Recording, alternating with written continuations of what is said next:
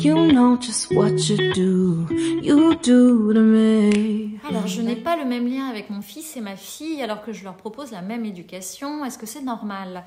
Ouais, c'est intéressant. C'est intéressant comme question parce que ça vient bien montrer que même si on a l'impression de proposer la même éducation, même si on a l'impression d'être la même mère, en fait, il y a tout un tas de paramètres qui rentrent en ligne de compte et qui font que tout va être unique du début jusqu'à la fin. Déjà parce que entre le moment où vous avez eu votre premier enfant et le moment où vous avez eu votre deuxième enfant, vous n'êtes déjà plus la même personne. Donc, n'étant plus la même personne, puisque la vie est en mouvement perpétuel et incessant, à partir du moment où vous n'êtes plus la même personne, vous n'allez forcément pas proposer la même chose. Lorsque vous avez eu votre première grossesse et votre deuxième grossesse, vous n'étiez pas la même personne. Donc la grossesse s'est forcément déroulée de la même manière. Ensuite, si on imagine que peut-être il y a des vies passées, peut-être il se passe d'autres choses à un autre niveau de conscience. Lorsque votre fils et votre fille se sont incarnés, chacun est arrivé avec une histoire qui lui était propre. Donc déjà, ça va créer encore des choses différentes. S'il y a un papa, si c'est le même, le papa, entre le premier enfant et le deuxième enfant, a évolué aussi, donc ne propose pas la même éducation. Toute l'éducation que vous avez proposée à votre fils a fait que c'était le premier enfant, il n'avait pas le même statut, il vous a fait mère, ce qui fait que vous avez appris votre rôle de maman dans cette relation avec votre fils. Et donc forcément, quand votre fille arrive, ou c'est l'inverse, j'en sais rien, hein, en tout cas, quand le deuxième enfant arrive, vous êtes à la fois une nouvelle mère parce que vous allez être une nouvelle mère avec cet enfant-là, et en même temps, vous avez quand même déjà appris un rôle de mère avec votre premier enfant. Donc déjà, rien que tous ces paramètres-là, ils viennent forcément influencer votre posture, vos croyances, votre lien. Si on prend la suite, c'est-à-dire que vous êtes issu vous-même d'une famille. Cette famille-là, au fur et à mesure, entre votre premier enfant et votre deuxième enfant, il a évolué. Votre statut dans cette famille a évolué. Les liens familiaux ont évolué. Votre histoire familiale a évolué. Vos liens, si on y croit, vos liens karmiques, les liens transgénérationnels ont évolué. Donc forcément que votre enfant, le premier et le deuxième, ils n'auront pas la même personne en face d'eux. Vous serez forcément différente. Donc quoi qu'il arrive, même si vous décidez de poser exactement les mêmes règles, quoi qu'il arrive, vous avez en face de vous un être unique et même si c'est la même règle, si vous dites par exemple de mettre les chaussons, ça c'est un truc, il y en a certains qui adorent ça, à votre fils et à votre fille, je suis persuadée, intimement convaincue que l'un et l'autre ne vont pas réagir de la même manière parce que chacun arrive avec son histoire et que vous aurez une histoire différente avec l'histoire des chaussons, même si vous souhaitez avoir exactement la même histoire. Il y a quelque chose que, de toute façon qui est différent entre le temps de votre enfant, le premier et le second. Donc quoi qu'il arrive, vous n'allez pas proposer les mêmes choses, même si dans la surface, vous avez des idées essentielles sur les notions d'éducation. L'énergie, l'intention, etc. sous-jacentes ne seront pas forcément les mêmes et les histoires de chacun ne seront pas non plus les mêmes. Donc voilà. Donc est-ce que c'est normal de ne pas avoir le même lien? Oui, et j'ai envie de dire mais tant mieux parce que ça veut dire que vous pouvez créer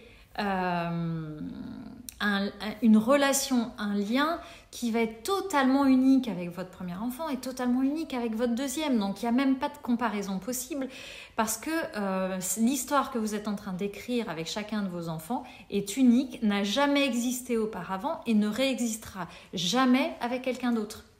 Et ça, moi j'aime bien raconter ça aux enfants et j'en ai parlé aussi aux miens parce qu'il y a cette histoire de jalousie parfois dans les histoires de fratrie.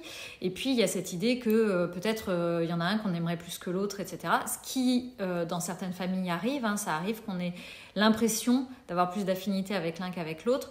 Mais en tout cas, moi, ce que j'aime raconter aux enfants, c'est que puisque cette histoire est unique, que cet enfant est unique, qu'il arrive avec un bagage qui est le sien, que moi, à ce moment-là, j'étais dans une phase de ma vie qui n'existera plus jamais parce que je vais changer et qui a existé mais qui n'existe déjà plus. Ça veut dire que je vais aimer cet enfant de manière unique et totale, selon ce qui va résonner, ce qui va vibrer dans cette relation-là. Quand on parle après avec son autre enfant, c'est unique aussi. Donc, il n'y a pas de possibilité de comparaison et d'échelle de valeur dans l'amour. Parce que les deux histoires sont totalement uniques, avec comme, je ne sais pas comment dire, moi à chaque fois j'imagine que j'ai un cœur plein dans chaque histoire en fait. Donc on peut pas jauger de cette histoire d'amour et de lien. Après, il y a des enfants qui vont nous inviter à travailler des choses très particulières dans le lien qu'on va tisser avec eux, et puis un autre enfant qui va nous inviter à travailler autre chose. Donc c'est tout l'intérêt vraiment de cette idée que nos liens sont uniques, et c'est aussi toute la beauté de la créativité dans l'éducation. J'aime pas trop ce mot éducation, j'aime bien cette histoire d'accompagnement ou de chemin ensemble, je sais pas trop on s'élève mutuellement, mais en tout cas dans ces relations-là, c'est pas possible de faire une éducation plaquée qui va être la même pour les uns et pour les autres, parce que de toute façon, nous n'avons pas affaire aux mêmes personnes en face et nous ne sommes pas la même personne.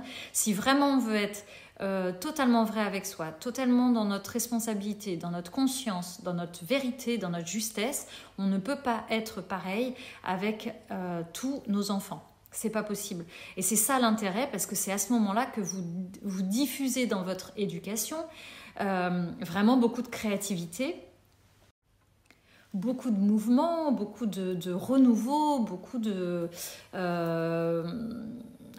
beaucoup comment dire, d'unique, d'élan créateur. Enfin, c'est ce qui peut vous amener à trouver des solutions quand ça fonctionne pas, alors qu'avec l'autre ça fonctionnait. Il y a des enfants qui vont nous demander d'être extrêmement imaginatifs dans nos éducations, parce qu'il y a un truc qui marche et une demi-heure après ça marche plus. Donc c'est aussi tout l'intérêt comme ça de pouvoir se rendre compte que chaque lien est unique et chaque éducation est unique, parce que vous allez pouvoir révéler en vous cette mère créatrice, cette mère qui est connectée à son sauvage puissant en fait, hein. C'est à son intuition profonde, à révéler ce qui vibre, profondément en elle, ses propres limites, comment elle peut les dépasser, voilà. Et ça c'est ce qui fait que du coup vous arrivez sur un terrain d'expérimentation extrêmement vivant, et vous n'êtes plus sur quelque chose de plaqué qui va venir de l'extérieur et qui va vous donner des injonctions sur comment éduquer tel et tel enfant. Vous doutez bien que si on a affaire à des enfants uniques à chaque instant, avec des parents uniques à chaque instant, tous les bouquins sur l'éducation, sur ce qu'il faut faire, pas faire, en fait ça peut pas fonctionner.